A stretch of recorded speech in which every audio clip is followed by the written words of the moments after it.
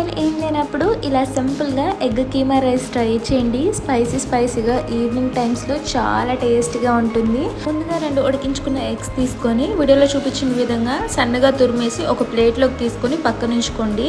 ఇప్పుడు ఆయిల్లో ఎండుమిరపకాయలు, సన్నగా కట్ చేసుకున్న పచ్చిమిర్చి, కరివేపాకు, కొంచెం అల్లం వెల్లుల్లి పేస్ట్ వేసుకుని పచ్చివాసన పోయేంత వరకు బాగా ఫ్రై చేసుకున్న తర్వాత సన్నగా కట్ చేసుకున్న ఉల్లిపాయలు, సన్నగా కట్ చేసుకున్న టమాటా ముక్కలు, రుచికి సరిపడా ఉప్పు, పసుపు, కారం, గరం మసాలా వేసుకొని 1 నిమిషం పాటు ఫ్రై చేసుకున్న తర్వాత కొంచెం వాటర్ కూడా యాడ్ చేసి వాటర్ అంతా దగ్గరకు వచ్చేంత వరకు 1 నిమిషం పాటు ఉడికించుకోవాలి. ఇప్పుడు ఇందులోకి మనం తురుముకున్న ఎగ్ తురుము కూడా వేసేసుకొని 1 నిమిషం పాటు ఫ్రై చేసుకొని పొడిలాడే రైస్ వేసుకొని హై ఫ్లేమ్లో బాగా టాస్ చేసుకుంటూ ఒక 5 మినిట్స్ ఫ్రై చేసుకొని ఫైనల్గా కొత్తిమీర చల్లుకొని దించుకుంటే ఎంతో టేస్టీగా ఉండే ఎగ్ కీమా రైస్ అయితే రెడీ అయిపోతుంది. ఈ సింపుల్ రెసిపీ మీకు కూడా నచ్చిందా? అయితే మన పేజ్ని ఫాలో చేసి సబ్స్క్రైబ్ చేసుకోవడం మాత్రం మర్చిపోకండి.